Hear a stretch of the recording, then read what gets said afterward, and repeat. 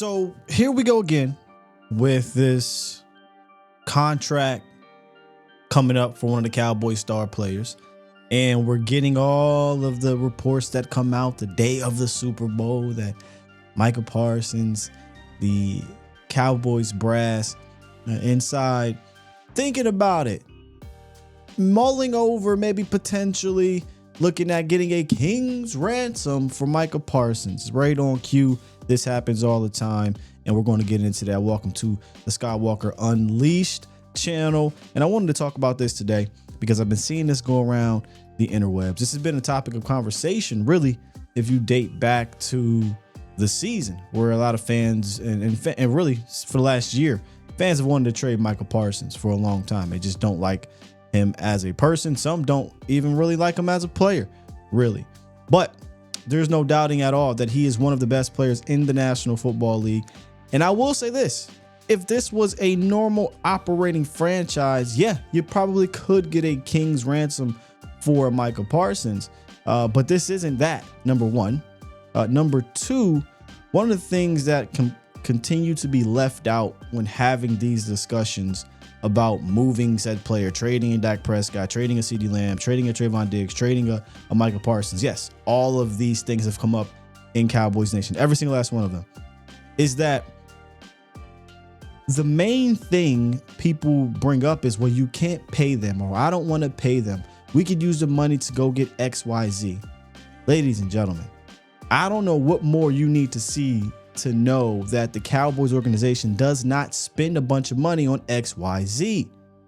Okay? They're more ABC. Very simple. Get the low end level free agent players out there, right? Shopping at TJ Maxx, or not even TJ Maxx, Dollar General sometimes. And I'm not saying you can't find a Eric Kendricks, right? A year or so of when Jaron Curse was brought, but that's really not how you build and win these championships. Yes, you have to hit on a couple of those, no doubt about it. Philadelphia Eagles did so, but they also continue to go out and get guys that can be considered hump players or damn near close to that in free agency. Now, back to what I'm talking about here. Micah Parsons, Dak Prescott, Trayvon Diggs, CeeDee Lamb, a lot of these players, the Cowboys fans have been talking about trading. The problem is with this organization, they rely on these type of players, homegrown players, that if they hit like this, and if they are at the these players are the top of the top in their in their respective positions, they have to lean into that. Other organizations may be able to trade for or away from a guy like a Jalen Ramsey, right? And I'm just using him as an example. Khalil Mack is another guy. They may be able to do that. And some of those organizations haven't recovered, but even the top organizations, like we've seen Philly trade away guys. We've seen Kansas City trade away guys. We've seen the Rams trade away guys before and recover because they aren't afraid to strike out or miss, because they'll go right back to it. They'll continue to be aggressive. Where the Cowboys, they don't, number one, they don't do this. Okay. They haven't made that caliber type of trade since Herschel Walker. And honestly, they haven't even made a trade not even close to this in decades. In fact, since Herschel Walker was the last time they've traded anybody on the team for anything noteworthy. Y'all seen the stat I put up. The Cowboys have not recouped anything more than a 5th round pick outside of draft day trades since 1995. It's just not what they do.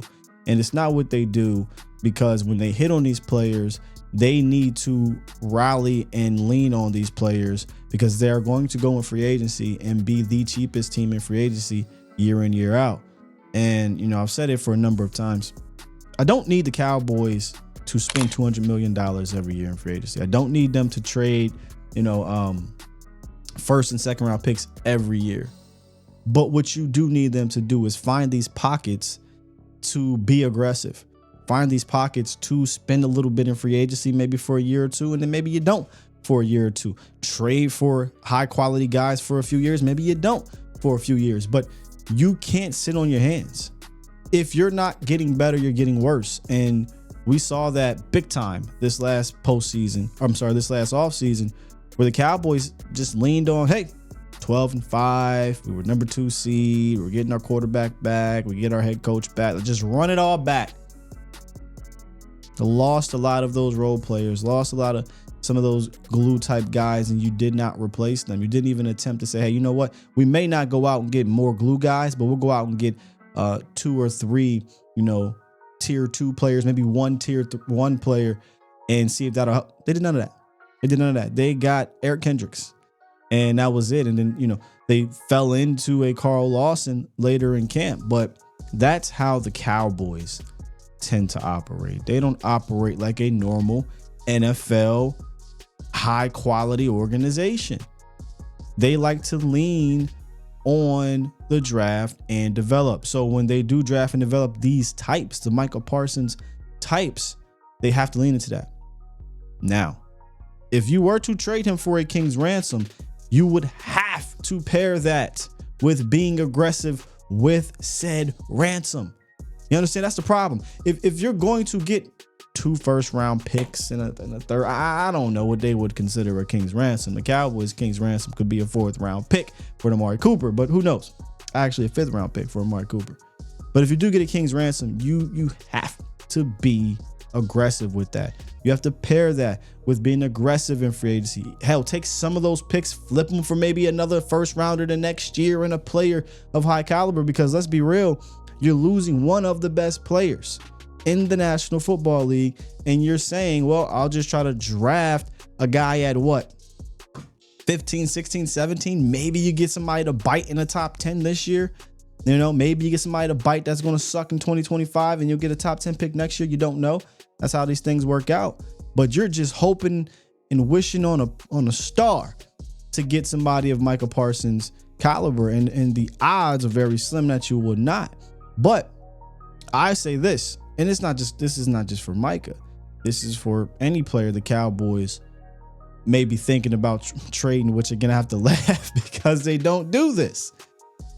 If you're going to do that, if you're going to trade somebody like this and get all of these, assets, draft picks or what have you, go flip that for a proven high caliber veteran or young veteran player that could potentially be available. Go get me the Jalen Ramsey. Go get me, one of these top guys that are out there or could be out there if you pick up the phone. And lies another problem. The Cowboys don't like to pick up the phone. So I'm really not hearing any of this nonsense that Micah Parsons is thinking about trading him for a king's ransom in that building. Even if, just like all of these players, if you're being honest, in that building, not everybody is 100% on the side of any of these players getting signed to the massive deals that they get signed to. Because think about that particular organization, the Dallas Cowboys. They are definitely a brass where money matters. They think about the money and the bottom line more than they think about, well, does this player, is he going to help us get us closer to where we want to be? So even if there is some doubt in that organization, I don't think they would explore it. I don't think they have ever explored something like this in decades. Now, I'll close with this. You can say, well, Sky, if they were to do something like this, this would show an identity shift. That's very true. But I'll leave you with this.